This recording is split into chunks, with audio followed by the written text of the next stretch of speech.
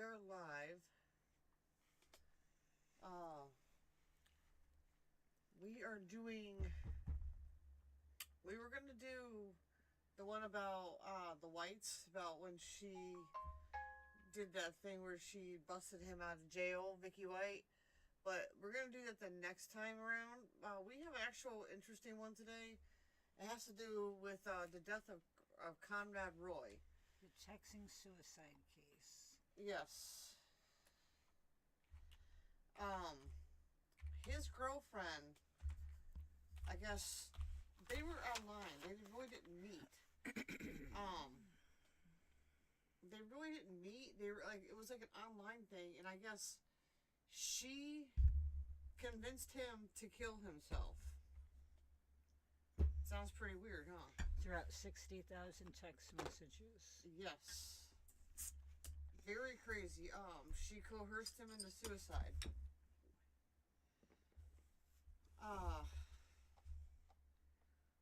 There's actually a movie on this, and it was pretty interesting. It was showing her,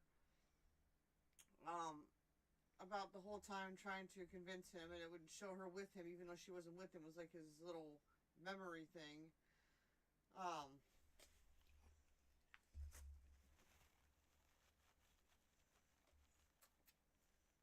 I guess he did have a history of depression, but he wasn't like really. I mean, he has attempted suicide, I think, at one other time. He was only 18 years old. Yeah, she was. And he had his captain's license, so he had something to live for.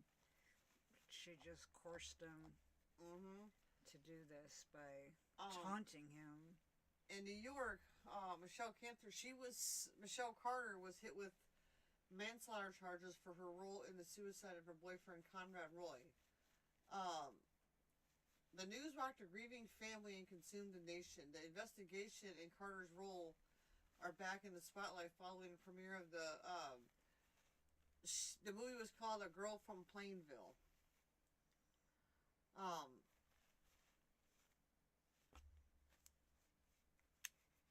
It looks back at a 3-year investigation and trial and includes interviews with the Roy's family.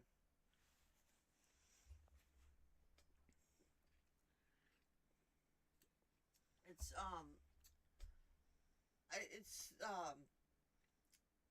aunt, Roy's aunt, says, I don't think she helped kill himself. Roy's aunt said, she said, I think she forced him to kill himself. Now, there's a difference, I guess, in a suicide thing, that it's not illegal to help with assisted suicide, but it's in some states, it's in different regulations, like it's... This was coercion, though. Yeah, but no, I'm saying, like, there's a difference in between that and stuff. Like, you would have to actually look up how, like, the regulations on assisted suicide, so don't, like, try and assist somebody even though they want to die. There's legal things for that. Roy, who was 18, died of carbon monoxide poisoning inside his truck, which was parked outside of Kmart in Fairhaven, Massachusetts on July 12, 2014. Roy, in a note he left behind, apologized and asked his family to live life to the fullest.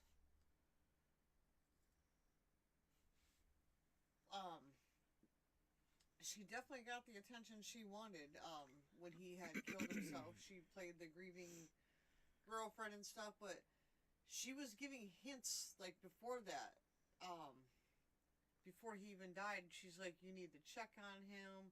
I haven't heard from him. And she pretended like he was gone, like, what was it, 2 weeks before he actually did it? Yeah, because he was supposedly supposed to do it before. But she wanted to see how everybody would react at her, because he was in Massachusetts and she was in New York. Yeah, at one point she talked to him for 40 minutes on the phone, trying to coerce him into doing this, because he didn't want to do it.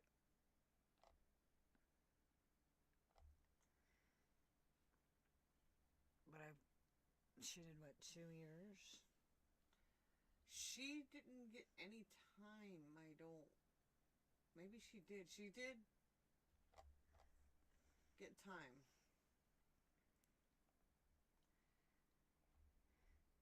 Right here. She was supposed to get 2.5 years in prison, and they reduced it to 15 months, which she served 11 months and 12 days. Yeah, I was gonna say she didn't serve the whole amount of time. At 18, Conroy Roy III earned a charter boat captain's license and graduated with a 3.88 GPA from an old Rochester Regional High School. When everything turned upside down, in fact, he had even been accepted into Pittsburgh State University, indicating that the socially anxious teen had a lot of opportunities available for him to pursue, none of which was seemingly pressured into. No one ever expected, after spending the day walking along the beach with his mother and taking his sisters out for ice cream, Conrad would die by suicide.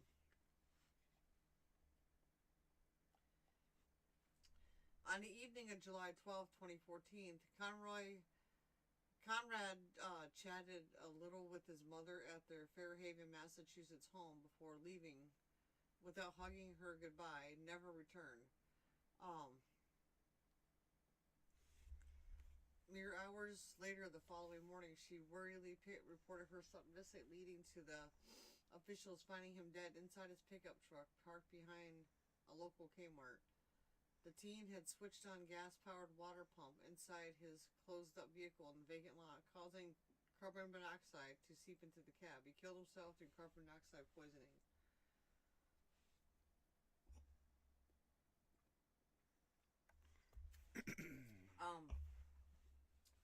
He appeared to be a successor from the outside, yet the truth that he'd been dealing with depression since around the time that his parents divorced when he was 16. Not only was he on medication, but he had also been seeing like a therapist, several therapists and counselors, which including cognitive therapy, behavioral therapy in the months leading up to his passing. There are even claims that while his father abused him, the latter's girlfriend and his grandfather ridiculed him, which also affected his mental well-being. Hence, before that fateful day, Conrad had attempted suicide 4 times.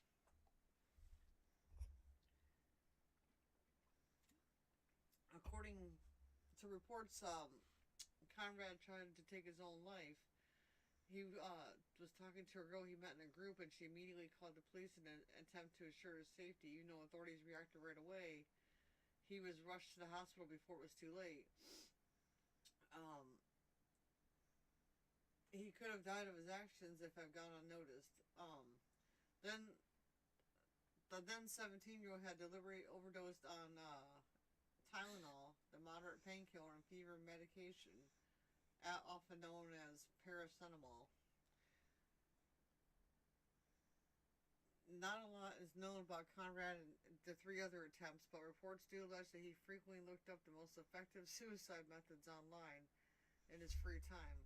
With that said, a month before his demise, he had recorded a video diary about what was going on in his mind, and had said, what am I doing is looking at myself so negatively. It's looking at myself, a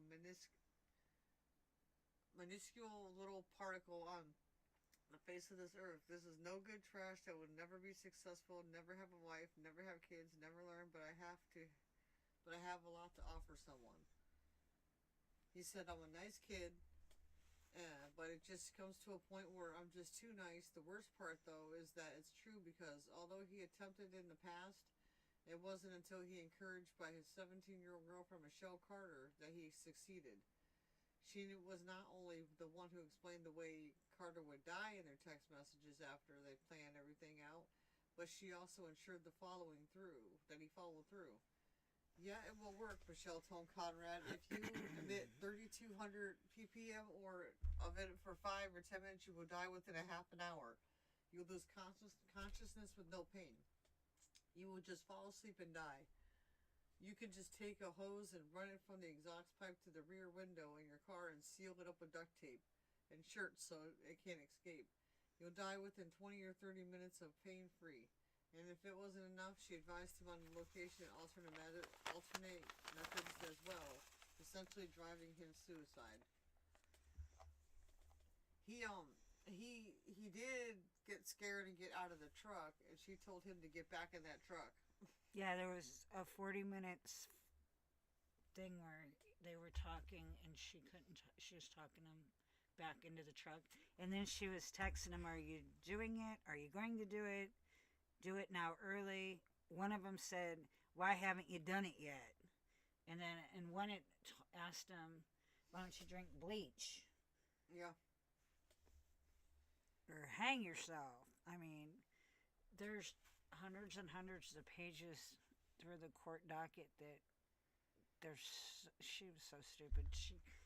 I mean, they're all in text messages. People, you can get all that stuff even if you delete it nowadays. They met in 2002. They lived an hour apart, Massachusetts. They communicated. They lived an hour apart in Massachusetts. Oh, I'm sorry. I thought he's. Yeah. For some reason, I was thinking she lived. Okay. Yeah, they're right. It is an hour apart. My mistake. They lived an hour apart in Massachusetts. They communicated almost in Texas, online and by phone. The case, which is nationwide, uh, the question was at the case is the question of whether Michelle Carter's Texas pushed Conrad to take his life or if he would have done it anyway. Well, the first couple times he did it, he tried, ODing on Tylenol. So those were probably just cries for help. But this time, he followed through because she was coercing him. I mean, she's like, hang yourself, drink bleach. Did you do it? Did you do it? Did you do it? You know, why haven't you done it yet? Are you going to do it now? 1 month before Conrad took his own life, when the minds of a teen wandered to carefree summer days, Conrad's thoughts were more serious and introspective. He said it's not realistic what's going on in my head. That keeps on piling and piling and piling. I need to be comfortable in my skin. He was sitting at his computer in his Fairhaven, Massachusetts. He was recording his thoughts on coping with depression. He's like, I need to relax. I really do. Lynn Roy, she said he wanted to excel. He just wanted to be like this. He wanted to be a great person, but in my eyes, he was like that. In her only television show, Conrad's mother, Lynn Roy, explains that her son could be his own toughest critic. He was rough on himself. He really, really struggled with justice, just to pointing, I think, myself and his dad.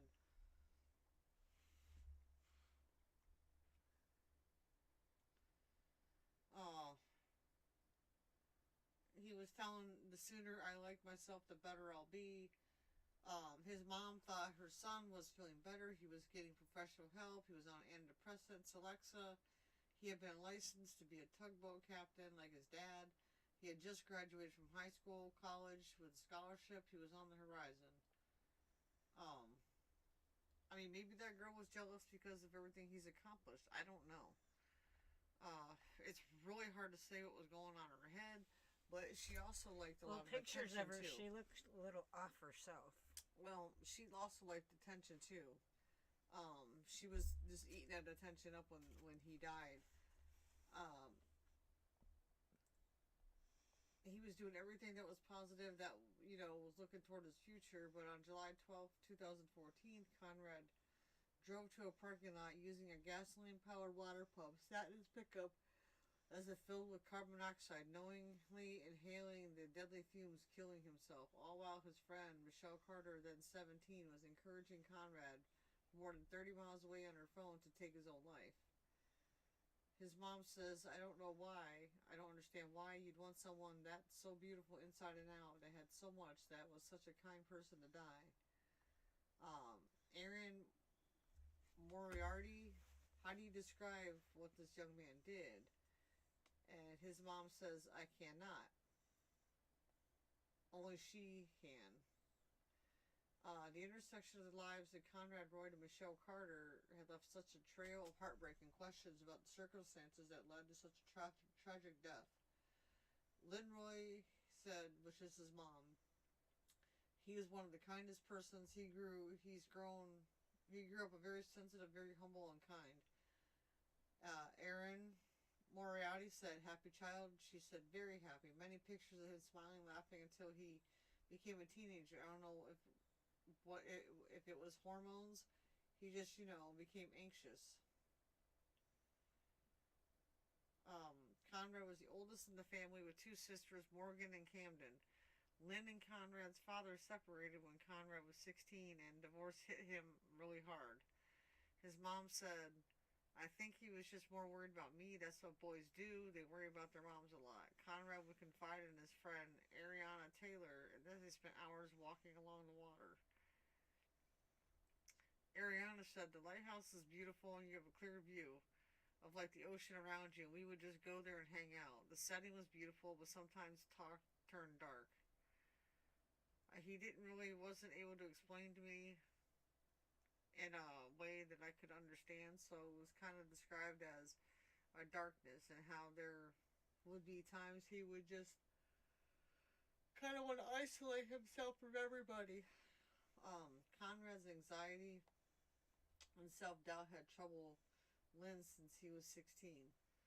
Uh, his mom says he started having trouble sleeping. We got him treated at hospitals, and then he had his first suicide attempt after that, a year after, at the age of 17. He had overdosed on Tylenol.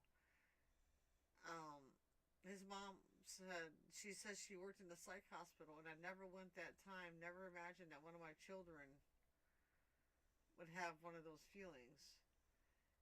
Aaron's and said, "And do you think he really intended to kill himself at that point?" And his mom said he did contact a friend, so that friend was Ariana. And Ariana says he told me that he was really sick and that his mom had just left and that he wanted her to come back. Ariana got in touch with his parents, who brought him to the hospital.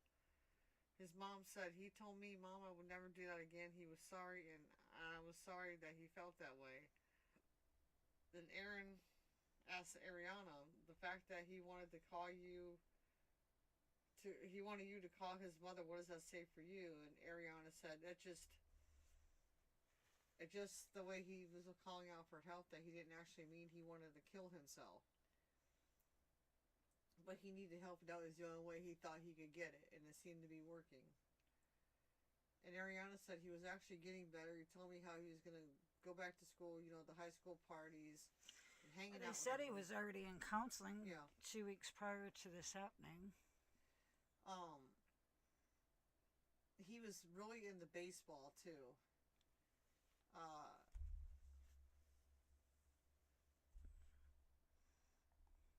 He had a coach named Ed McFarland, and he has known Michelle Carter and her family for a decade. Michelle knows that he is an ideal teammate.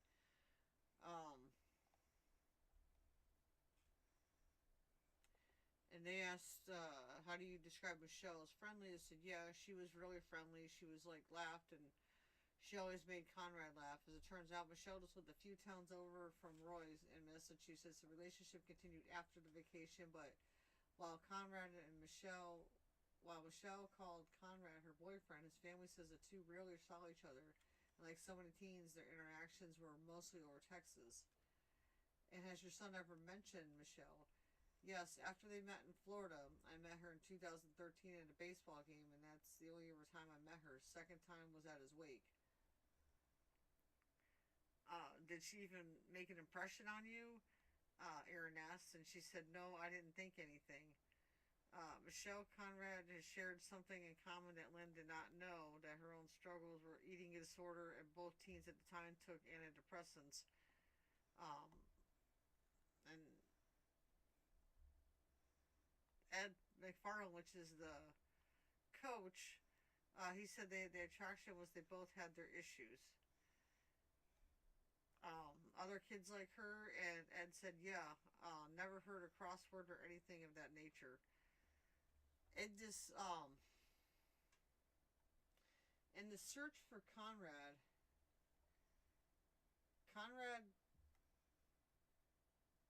after going home, Conrad left at 6 p.m. telling his mother he was going to see a friend. And I asked him if he was going to be back for dinner, and he said no.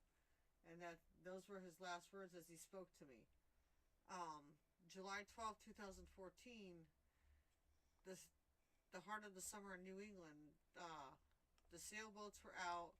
Just a beautiful day. Conrad had headed out in his pickup truck around 6 p.m. in the evening. As the evening passed, Lynn Roy checked to see when he'd be home. I texted him, I don't know, before I went to bed, maybe around 10:30, 11, and I texted him again in the middle of the night.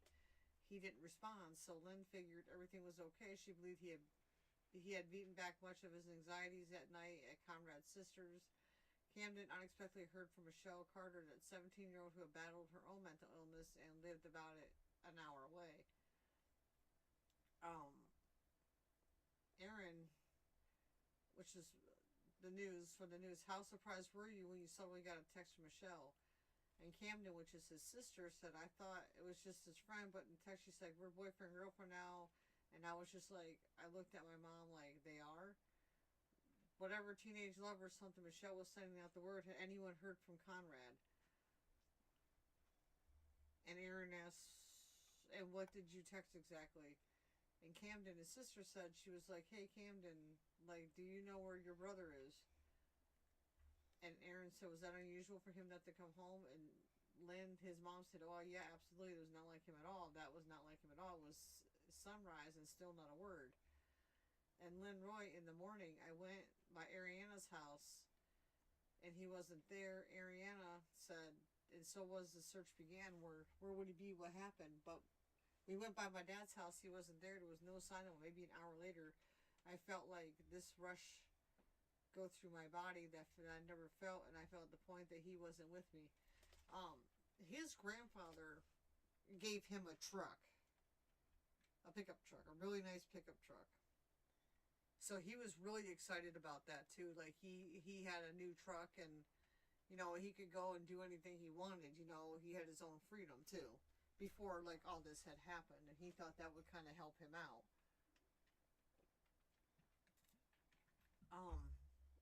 On the afternoon of July 13th, police found him inside his pickup truck.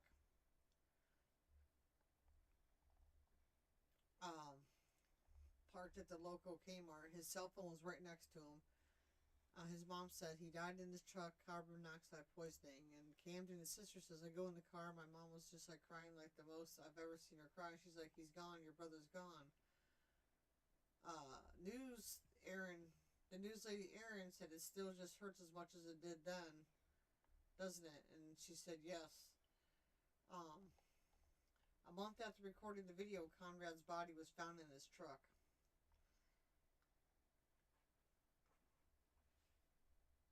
His mom says it was a shock, absolute shock. About the death of her son. Losing a child, I will live with this forever pain. Ariana, which was his friend, said, I don't get why it happened. Why did it happen? Why did it happen to him? Michelle seemed to take Conrad's death as hard as anyone. Once again, a text of her choice of communication is to Lynn. I am so sorry for Conrad, what he meant to me. This was on 7/13, 2014 at 8:13 p.m. No one questioned the suicide until cops got a hold of Conrad's phone. It would prove to be an investigation like no other. No gun, no knife, no crucial DNA in this case. Only the trail words of starting with those on the cell phone messages with Michelle Carter. And once the investigators found this dialogue, they knew they were at the something was up, and they wanted to get to the bottom of it. So this thing turned from an investigation to a homicide investigation. On 7/12 at 3:40, Conrad to Michelle.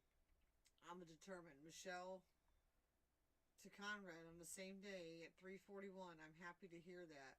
Michelle to Conrad at 3:47. When you get back from the beach, you got to do it. Conrad to Michelle, 4:26. No more thinking. Michelle to Conrad. Yes, no more thinking. You just need to do it. But now, with Conrad dead, Michelle seems devastated, acting as if his death was a total surprise. And Ariana said, when I came to the funeral, she sat close to where the family area. I was always described her scene as the grieving widow. She was constantly sobbing. She made a scene. The Aaron asked Conrad's funeral, Michelle came, and his mom said, yeah. And she said, did you speak with her? And she said, no, I gave her a hug. I didn't know her. 2 months later, Michelle even held a fundraiser to honor Conrad in her town of Plainville.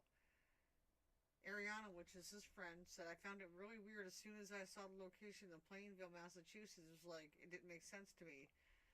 The fall investigators interviewed Michelle Carter at her high school. The detective said, do you think you had contact with him that day? And Michelle said, I don't think so. Michelle Carter, she said, I was talking to him on the phone, like, the night before the 12, like, on the phone, like, I hung up, but I didn't really think anything of it. Well, her story was riddled with holes and police weren't buying it. They poured through the cell phone messages, and her texts ranged from urgent to ominous, like the one sent to her friend Samantha on July 12th, 8:02, just minutes before the police believed Conrad killed himself. It was Michelle to Samantha. He just called me. I heard moaning like someone was in pain. He wouldn't answer when I said his name. And that was at 8:02 p.m. on 7/12. This is the same date, Michelle to Samantha at 8:25. I think he just killed himself. Michelle was texting her friend, but what she wasn't doing was call for help. And there was at least one more text found on Conrad's phone that seemed telling hours before he died. Michelle asked him this. Michelle to Conrad, 7/12 at 5:17 at night. Did you delete the text messages? Police would extract more than 1,000 deleted messages between Conrad and Michelle. Some showed his fear, reluctance to take his life on the very day he died. Conrad to Michelle the same day at 10:18 p.m. I'm sorry. At 10:18 a.m. I don't know. I'm freaking out again. Conrad to Michelle at 10:22 a.m. I do want to, but I'm freaking out for my family. But even as Conrad panicked and considered abandoning his plan to die, Michelle egged him on. She boasted him about it to her friend Samantha on that September in his text. Michelle to Samantha on 9/15/2014, 8:24 p.m. Sam, his death is my fault. Like, honestly, I could have stopped him. I was on the phone with him, and he got out of the car because it was working, and he got scared, and I fucking told him to get back in. The road to justice would be complicated. Massachusetts has no law against encouraging or assisting suicide, and Michelle was miles away when Conrad died. Ariana said, people don't realize in our generation, texting is a lot. It's like having a person right there in front of you when you're texting someone. And the Supreme Court of Massachusetts seems to agree. In the way of summer 2016, it ruled that even though Michelle was an hour away from Conrad when he died, she had virtual presence that night in the pickup truck to a controversial legal theory born out of digital world. And now, almost 3 years after his death, Michelle Carter would stand trial charged in involuntary manslaughter. Michelle's attorneys, fearing how the text would play, advised her to waive her right to a jury trial, which put her fate in the hands of a veteran judge, Lawrence Moniz. Judge Moniz said, are you doing that in your own free willing and knowing voluntarily? She said, yes, Your Honor.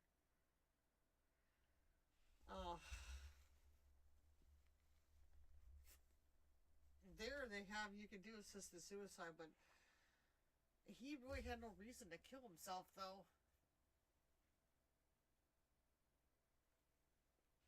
He really didn't. He was young. He was 17. That's definitely should be illegal. It's not like he had cancer and was going to die.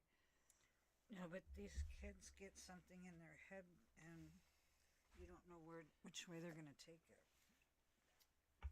And when you have encouragement to kill yourself, it makes it a little easier to push them over the edge.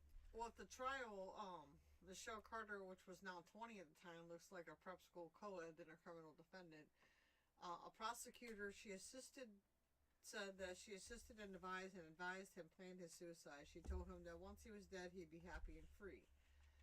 On July 12th, he got into his truck and was filling it with carbon monoxide. He was scared. He got out. It was the defendant points to Michelle Carter. on the other end of the phone when she ordered him back into the truck, and listened for 20 minutes as he cried in pain and took his last breath and died. The alleged weapon in this case, Michelle Carter's own words. And Bob Govern, he said, well, what she did in theory, according to the prosecutors, she recklessly caused Conrad's death. The state's case revolves around Michelle's chilling texts to Conrad as he apparently had second thoughts the day he took his life. And the prosecutor, Mary Claire Flynn, says the defendant texted Conrad, "You can't think about it, just do it. You keep pushing it off, and you just say you'll do it, but you never do it. It's always going to be that way if you don't take action." And then 10 days before he died, Michelle sent him this text message, assuring him not to worry about his family's feelings. Michelle to Conrad: "Yeah, they'll probably blame themselves for a while, but they'll get over it and learn to accept it. It's a notion that baffles and upsets Conrad's mother. Her mom said, I think she needs to be held responsible for her actions. She knew exactly what she was doing, and she knew exactly what she was doing and what she said." It's true. But the mom tried to do a suit against her, but they dropped it.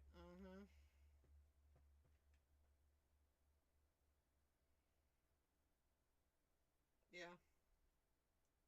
But he was second guessing doing it because he was worried about his family, and she just kept pushing him.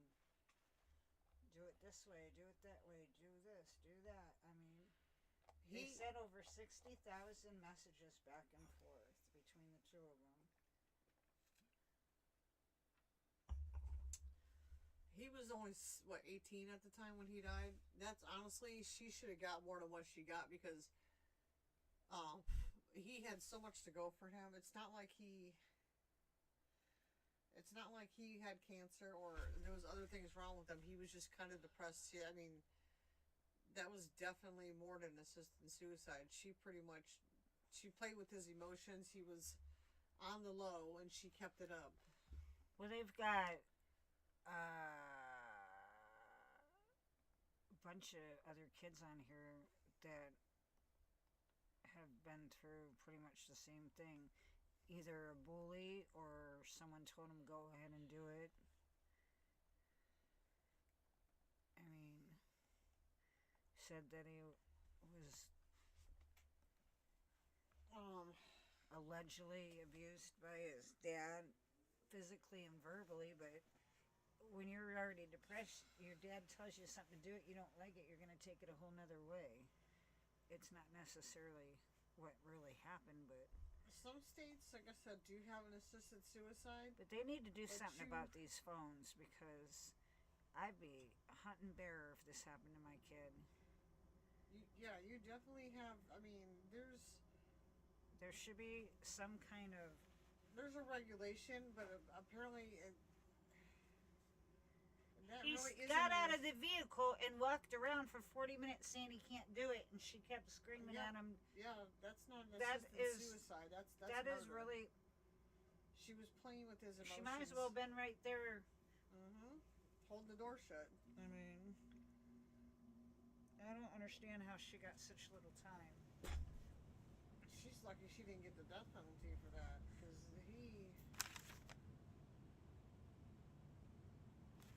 They need to change these laws about these phones. My goodness, and this bullying crap. And they need to make. He did graduate from high school, though. 8 years after Conrad sat in his truck and took his own life after being goaded into suicide by his girlfriend Michelle Carter, the 18-year-old's parents say they are still haunted and doing all they can to make sure no other family suffers like they have.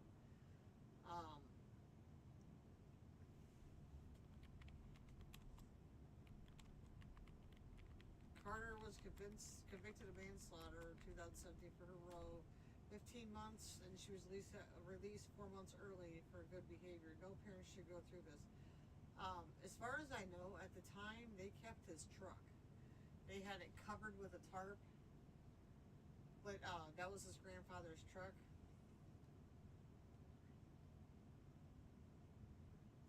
He was so happy until he became depressed, his dad said.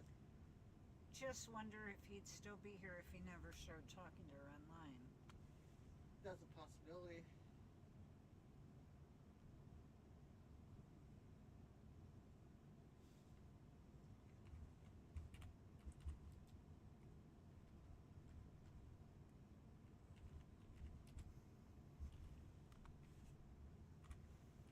But there's quite a few different shows and all kinds of stuff you can go on YouTube and see that lawyer just get him what for when he's reading those text messages from her, and she doesn't even bat an eye.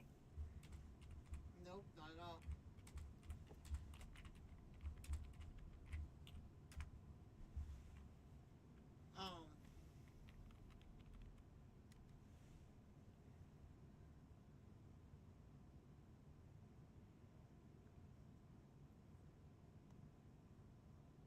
It's just sad.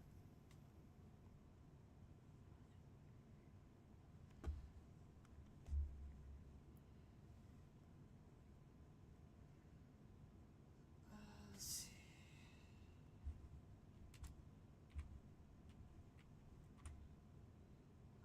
But he had siblings, and I would hope the family keeps a better eye on what's going on in their world instead of another one falling in the cracks.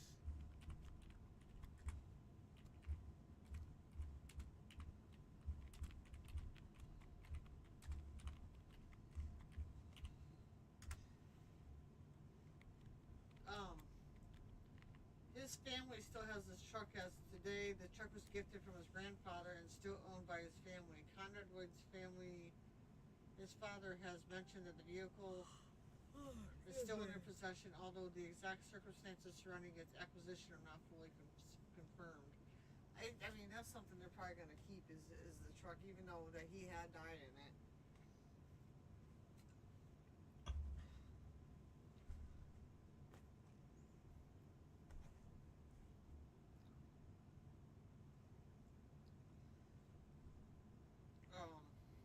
God, he looks so young.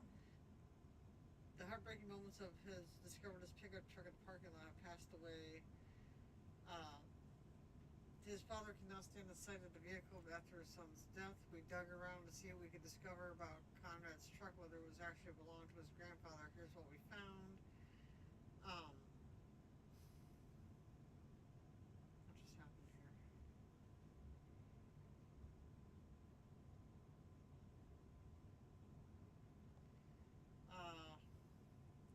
Michelle Carter's involvement. Let's see. It was his grandfather's truck. He gave it to him as a gift.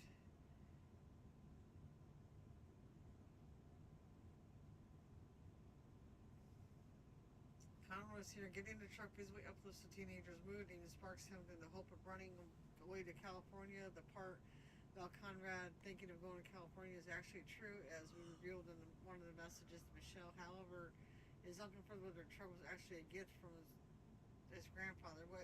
My understanding, his grandfather gave him the truck to help him out.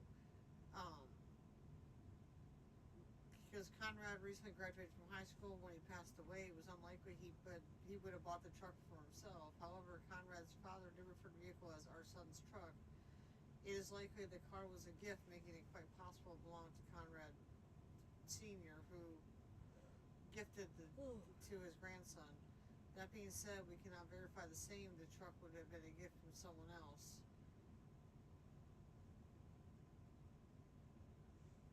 But yeah, they still have the truck to this day. Well, it doesn't look like carbon monoxide's an easy way to go. It says dizziness, headaches, weakness, vomiting, chest pains, confusion.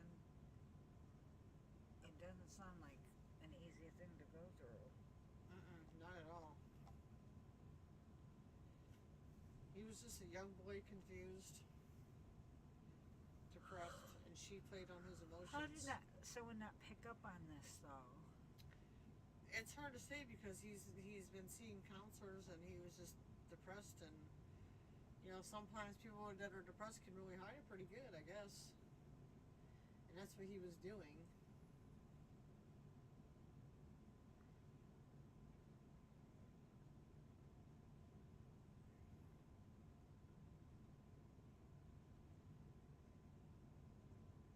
You said in June, Roy texts Carter suggesting they act like Romeo and Juliet when implied they both agreed to killing themselves. She couldn't be the grieving person now, could she?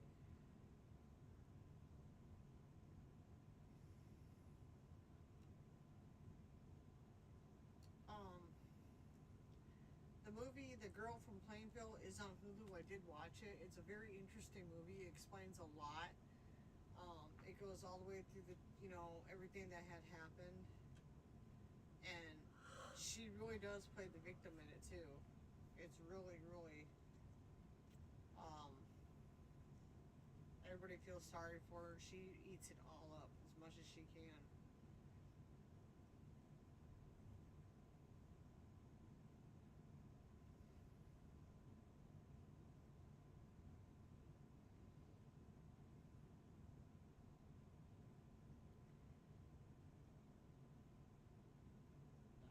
I don't even know. If that was me, she has to live the rest of her life in her skin as her one of the most hated people in the country. So good luck with that. Uh, Kim Bozzi said that's Conroy's aunt.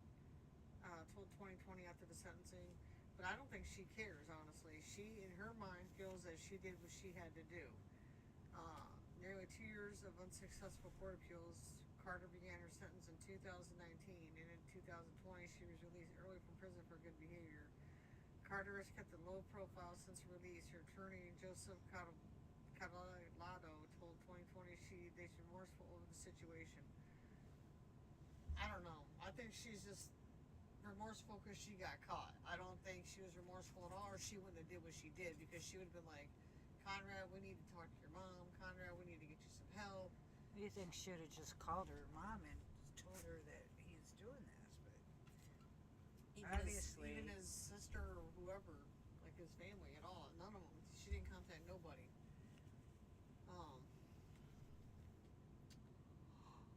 Everyone definitely has an opinion about this case. It shocked the nation as we kind of dig deeper and looked at more sides to it.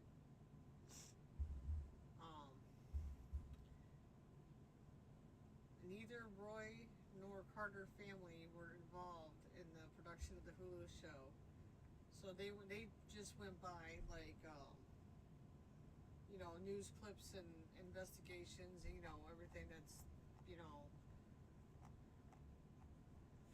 everything that's public.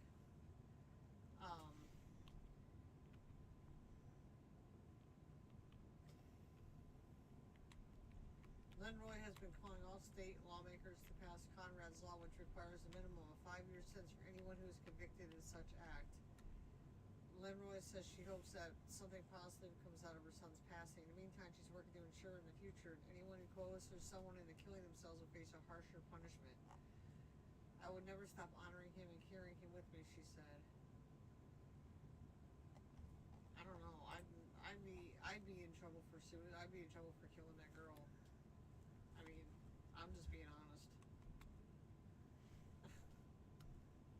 Because what have I got to live for now, My kid's gone.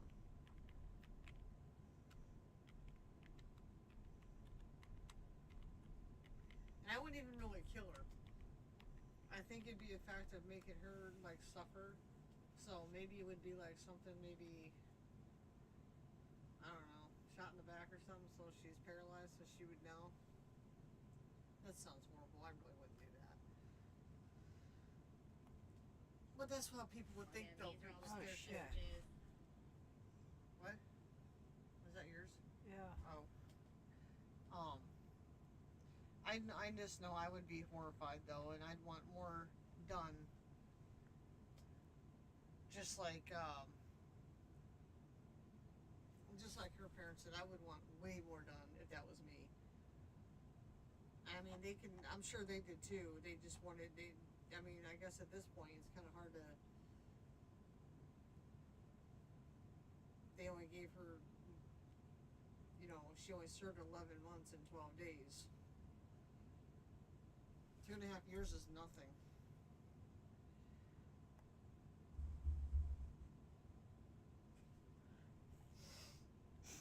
There's another one. It's called I Love You Now Die, The Commonwealth versus Michelle Carter. It's on YouTube. I'll have to watch that one too. It's just insane, some of these texts. Yeah. There was a lot of texts. And when they were getting like the evidence and stuff, I guess they were getting boxes and boxes and boxes of texts, and they were just, it was crazy. They couldn't believe on how many texts there were between the two of them.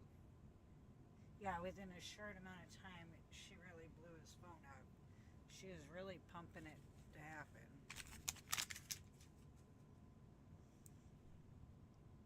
But I think she was dumb enough to think that you hit delete, it was gone, and it's never gone. It's never gone. That's the thing. You can delete all you want, but if they need to find it, they will find it. Yeah, HBO in 2019 released a 2-part documentary called I Love You Now Die. Like she says, the Commonwealth versus Michelle Carter.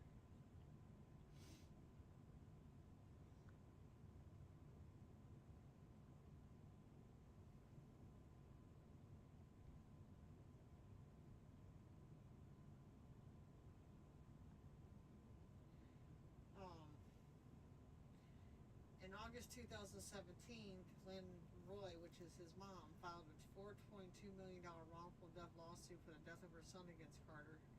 A suit which Lynn Roy's attorney later reported as resolved without comment and was dismissed with prejudice and without cost. This docket record appearance is consistent and out of court settlement. Settlement agreements often contain provisions that limit public comment by parties.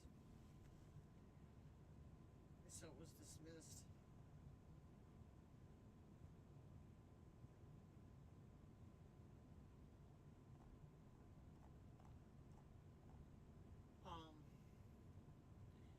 But the other movie,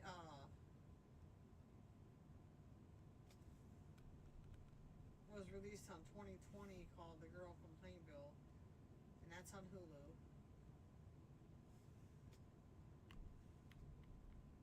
And that was a pretty good movie.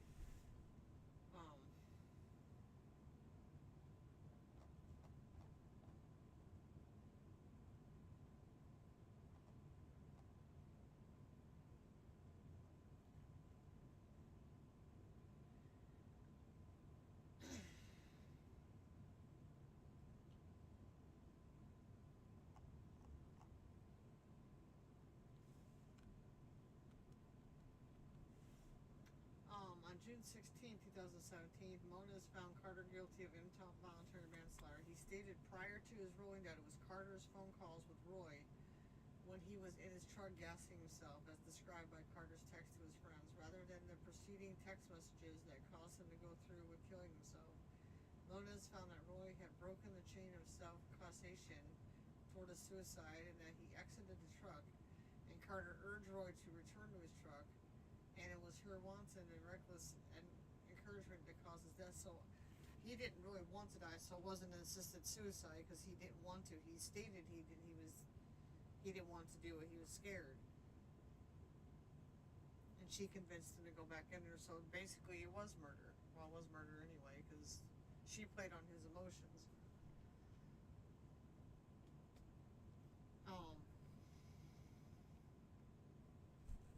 I don't know. And they really, it was mainly like through texting and stuff. They really didn't like really meet up with, like, they didn't really like hang out or anything like that, even though they weren't too far away from each other.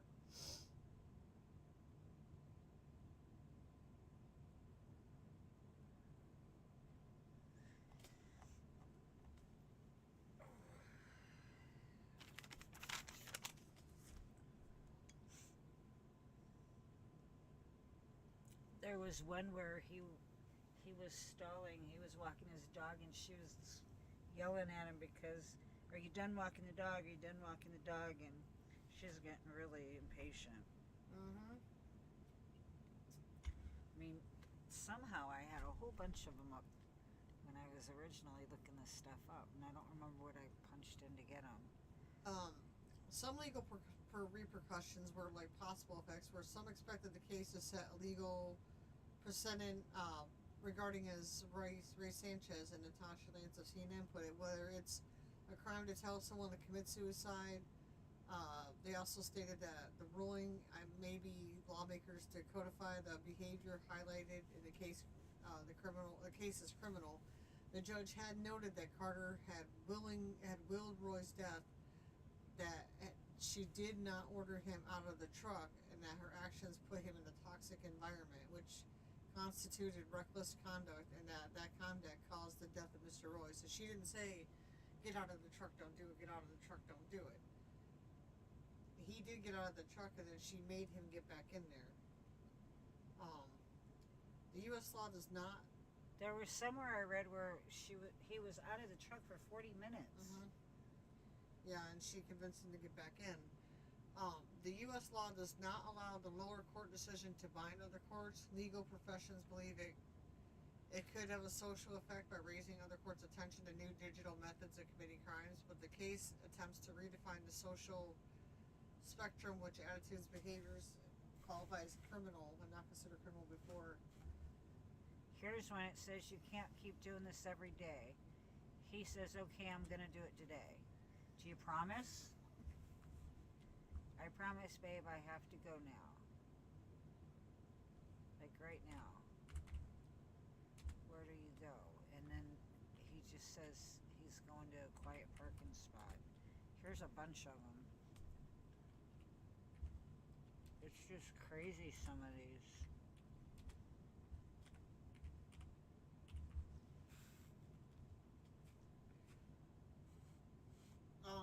Assisted suicide is legal in 12 states as of 2025. California, Colorado, Delaware, and that was newly legalized as of January 2026. The District of Columbia, Hawaii, Montana, legal court through a ruling rather than legislation. Maine, New Jersey, New Mexico, Oregon, Vermont, and Washington. And the legal framework is required are, in these jurisdictions, terminally ill patients can request lethal medication from their healthcare providers under specific conditions. Generally, patients must be at least 18 years old, reside to the state, and have a prognosis of 6 months or less to live. The process typically requires multiple requests to the physician, including 2 oral requests, spaced apart, and a written request, although specific requirements can be varied by state. The current trends, the landscape surrounding assisted suicide is evolving, with nearly 20 states considering legislation or to legalize or expand access to medical aid in dying. Public support for assisted suicide has grown, which is approximately 71% of Americans now favor the practice. It is important to note that assisted suicide differs from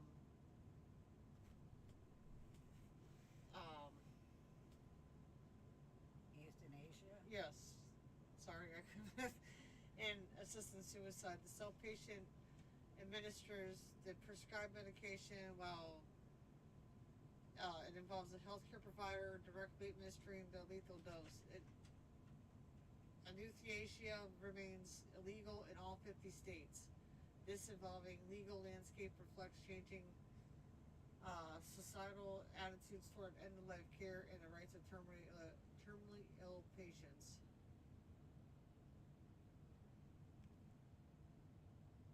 That's crazy. And there's not Washington, Oregon, California, Montana has no legal protocol, Colorado, New Mexico, Delaware, New Jersey, Vermont, and Maine. Hawaii, New Mexico, yeah. Washington. They call it the death with dignity laws. That's not many. That's not many states that allow that. Shouldn't be any. Look at Dr. Kevorkian. He did.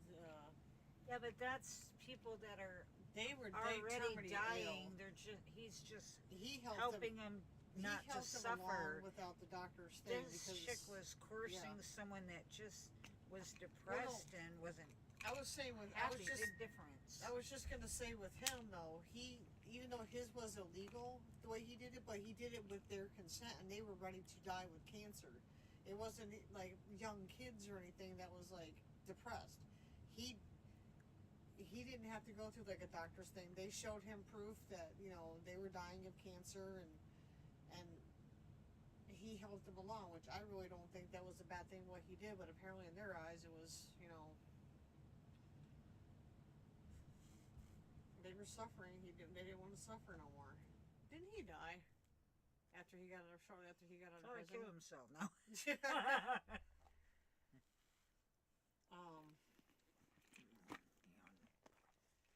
Yeah, I think he was just helping them along.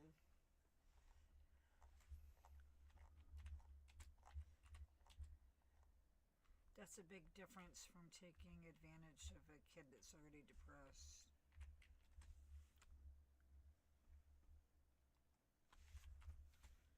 Yeah. Well, no, and I was just saying he did that kind of assisted suicide, but his wasn't legal. But he was helping people that were very sick.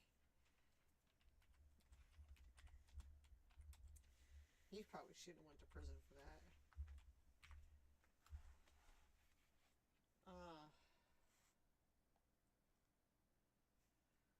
He passed away in 2011, age of 83, leaving behind a complex and controversial legacy in the assisted suicide debate. He was called Dr. Death. Boy, he looked like that too. Look at him. But he was an American pathologist and euthanasia proponent and publicly championed a terminal patient's right to die by physician-assisted suicide, embodying as, quote, dying is not a crime.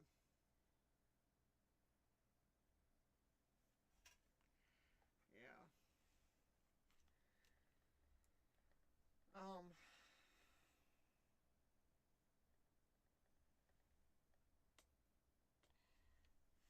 Have you ever done one about the murder of Shannon, Christian, and Chris Newsom happened in Knoxville, Tennessee in 2007? Let me see. Let me look that up. Shannon, Christian.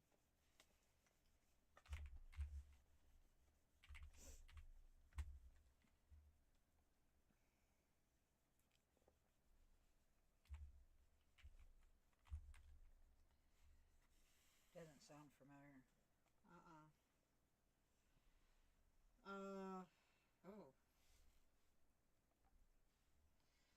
Murders of Shannon Christian and Christopher Newsom happened in 2007.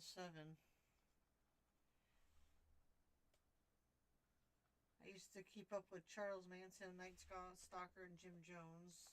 There's a band called Skyland that talks about true crime.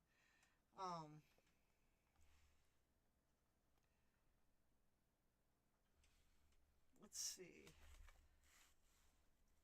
There are a couple there that were kidnapped on evening of January 6th, where Kristen's vehicle was carjacked. The couple were taken to a rental house. Both of them were raped, tortured, or murdered. 4 other men and 1 woman were arrested and charged and convicted in the case. No, we haven't done this one.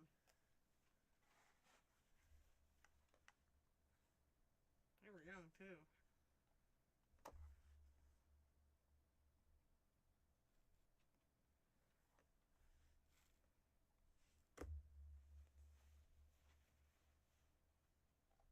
We will have to look into this. I got it. Oh, you already got it? Right here. Okay. We will look into that. haven't done this one. Wow, there was 4 men committed for that crime.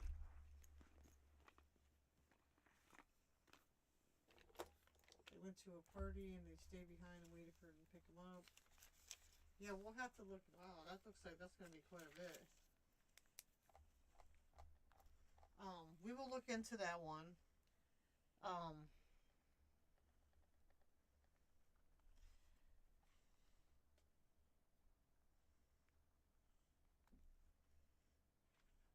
William Pettigrew says there's a band called Skinner, let's see, that talks about true crime, a lot of cases.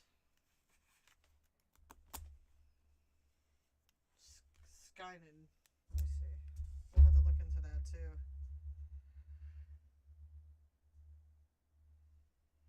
It's a band talks about true crime.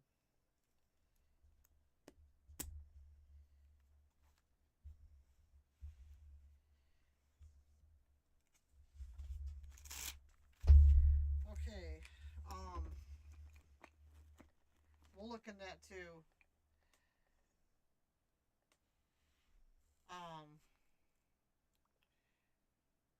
Let's see.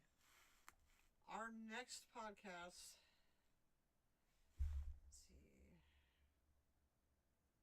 will be the 22nd of this month at 6:30.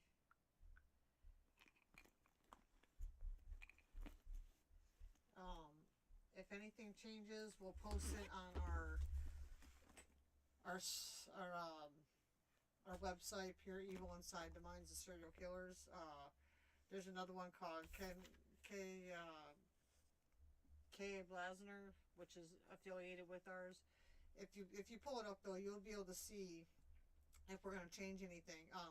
We do also have YouTube, Pure Evil Inside the Minds of Serial Killers, but you do it with a Z, not with an S. That's the thing. So when it says, did you mean with the S or the Z, you hit with the Z and then you'll see us. We do YouTube as we're doing this too. So we're doing it all at the same time. If you guys have any questions, just go on our page. And you can message us there. Or if you're on the YouTube thing, put a message on the YouTube, write a comment below on the YouTube, and then we'll get back to you. Thanks for listening, and we'll definitely check out the murders of Shannon Christian and Christopher Newsom. Our next one, we're going to talk about Vicky White, the guard, and Casey White, the inmate, where she helps him escape. That's a very interesting story. Even though this happened before, like to other. Yeah, but that's a good one. Yeah, this one's a very interesting one. We'll definitely talk about the next time. We'll hope to hear from you guys then. 6:30 on Sunday.